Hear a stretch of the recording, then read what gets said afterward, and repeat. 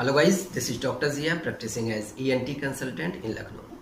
इस वीडियो में हम बात करेंगे फॉरेन बॉडी नोज के बारे में, यानी कि नाक में फंसी हुई कोई बाहरी चीज। अक्सर बच्चे खेलते हुए नाक में कोई छोटी मोटी चीज फंसा लेते हैं और ऐसे में बच्चे के घर वाले और उसके पेरेंट्स इस बात को लेकर परेशान हो जाते हैं कि कहीं नाक में फंसी हुई चीज गले के रास्ते होते हुए सांस की नली में ना फंस जाए। कई बार पेरेंट्स को डॉक्टर तक पहुंचने में वक्त लग जाता है। डॉक्टर काफ़ी दूर होते हैं पेरेंट्स से। ऐसे में पूरे रास्ते भर पेरेंट्स परेशान होते रहते हैं। तो यदि कभी ऐसा हो तो पेरेंट्स को किन बातों का ध्यान रखना चाहिए? नाक में फंसी हुई चीज़ के सांस के रास्ते में जाने की कितनी संभावना है, इन्हीं सब बातों पे इस वीडियो में हम चर्चा करेंगे। तो चलिए शुरू करते हैं। सबसे पहले बात करते हैं कि आखिर क्या चीज़ें बच्चे नाक में आमतौर पर फंसा लेते हैं। बच्चे खेलते समय कोई छोटे मोटे खिलौने, पेंसिल के पीछे का रबर, शर्ट की बटन, मोती के छोटे दाने या बैटरी का सेल यानी खिलौनों का जो छोटा सेल होता है वो, या फिर कुछ बीज जैसे कि चना, मटर या इमली के बीज, ये सारी चीज़ें आमतौर पे अपनी नाक में फंसा लेते हैं। तो यदि कभी ऐसा हो तो मेरा पहला सजेशन है कि ऐसे में पेरेंट्स बिल्कुल ही घबराएं ना, क्योंकि इस बात की संभावना बहुत ही कम होती है कि नाक में फंसी हुई चीज़ सांस के रास्ते में चली जाए। यदि बच्चा जग रहा है और उसके नाक में फंसी हुई चीज़ उसके गले में जाती भी है तो ऐसे में बच्चा या तो उसे खांस के बाहर निकाल देगा या उसे निगल जाएगा। यदि निगल जाएगा तो वो उसके पेट में पहुंच जाएगी और लैट्रिन के रास्ते से बाहर निकल जाएगी। लेकिन यदि बच्चा सो रहा है और नाक में फंसी हुई चीज़ गले में फिसल जाती है तो ऐसे में संभावना है कि वो चीज़ उसके सांस के रास्ते में जा सकती है।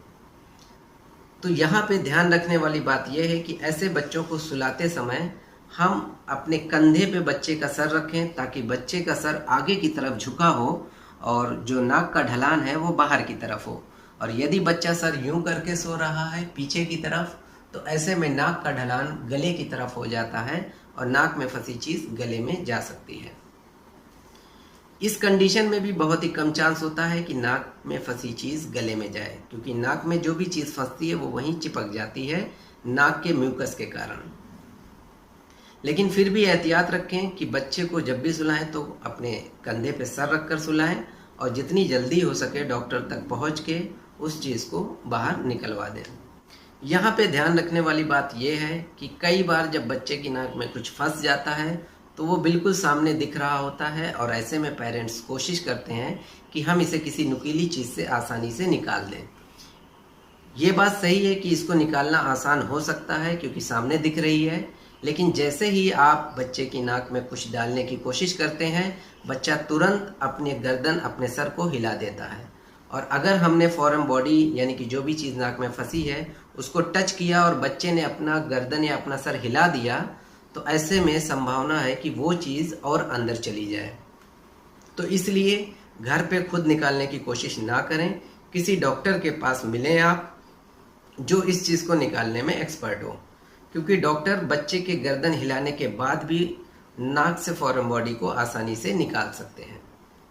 हमेशा ऐसे में कोशिश की जाती है कि 1 या 2 बार में नाक से जो चीज़ फंसी है उसे बाहर निकाल दिया जाए। अगर बार बार ट्राई किया जाता है तो इस बात की काफ़ी संभावना है कि वो चीज़ नाक के अंदर कहीं जाकर खो जाए, क्योंकि नाक में कई सारे स्ट्रक्चर होते हैं उभरे हुए और नाक का हिस्सा यहाँ से लेके गले तक काफ़ी बड़ा होता है।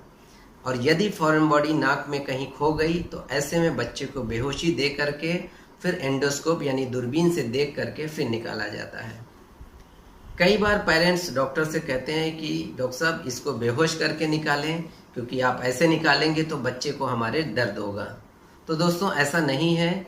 आसानी से नाक की फॉरेन बॉडी को हम ओपीडी में बैठ के किसी इंस्ट्रूमेंट से निकाल सकते हैं। ये बात सही है कि बच्चा बहुत चिल्लाता है या रोता है, क्योंकि बच्चा डर जाता है। इसमें ज़्यादा पेन या दर्द नहीं होता है और अक्सर थोड़ा मोड़ा ब्लड यानी 1-2 बूंद ब्लड नाक से आ जाता है, उसमें भी कोई घबराने वाली बात नहीं होती है। तो ऐसे में कोशिश करें कि बच्चे को बिना बेहोशी दिलाए आसानी से इसको ओपीडी में निकलवा लें।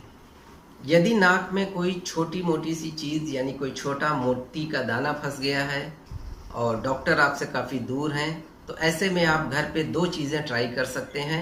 यदि इस नाक में कोई चीज़ फंसी है तो दूसरी नाक में आप किसी ट्यूबुलर पाइप से ज़ोर से फूंक मार सकते हैं, ब्लो कर सकते हैं, जिससे कि जब इस तरफ नाक को ट्यूब लगाकर आप फूकेंगे तो दूसरी तरफ से हवा निकलेगी और वो अपने साथ फॉरेन बॉडी को बाहर निकाल सकती है।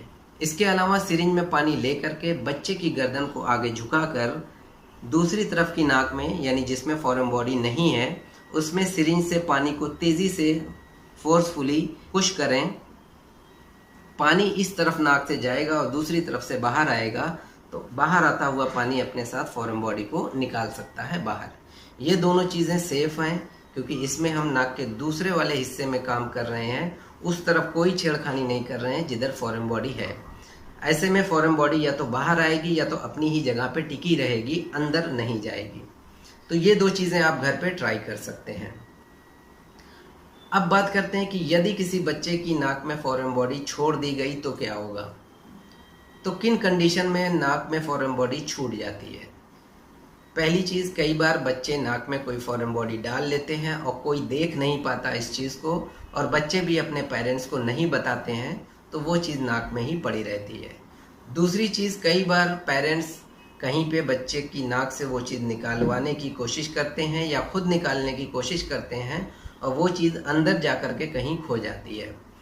फिर पेरेंट्स उसको आगे नहीं दिखाते हैं दूरबीन से या बेहोशी में उसकी जांच नहीं कराते हैं। पेरेंट्स सोचते हैं शायद वो बच्चे के गले से पेट में चली गई, और ऐसे में भी वो चीज़ नाक में कहीं पड़ी रह सकती है। तो इन दो कंडीशंस में नाक में कोई फॉरेन बॉडी छूट सकती है। यदि छूट जाती है तो क्या होगा, बच्चे की नाक में बार बार इन्फेक्शन होगा, उसके साइनस में इन्फेक्शन हो सकता है। जो फॉरेन बॉडी नाक के अंदर पड़ी होगी, धीरे धीरे उसके ऊपर कैल्शियम जमा होता जाएगा और वो पत्थर में बदलती जाएगी, यानी नाक में धीरे धीरे एक पत्थर बनता जाएगा जो धीरे धीरे बढ़ता जाएगा साइज में। इसके अलावा जो फॉरेन बॉडी नोज में छूट गई है, कभी हो सकता है कि वो गले में स्लिप करके बच्चे की सांस के रास्ते में भी चली जाए। तो ये 3 कॉम्प्लिकेशन हो सकती हैं अगर कोई फॉरेन बॉडी नोज छूट जाती है तो उम्मीद करता हूँ कि आपको ये वीडियो पसंद आया हो। यदि वीडियो पसंद आया हो तो please like, share and subscribe. Thank you.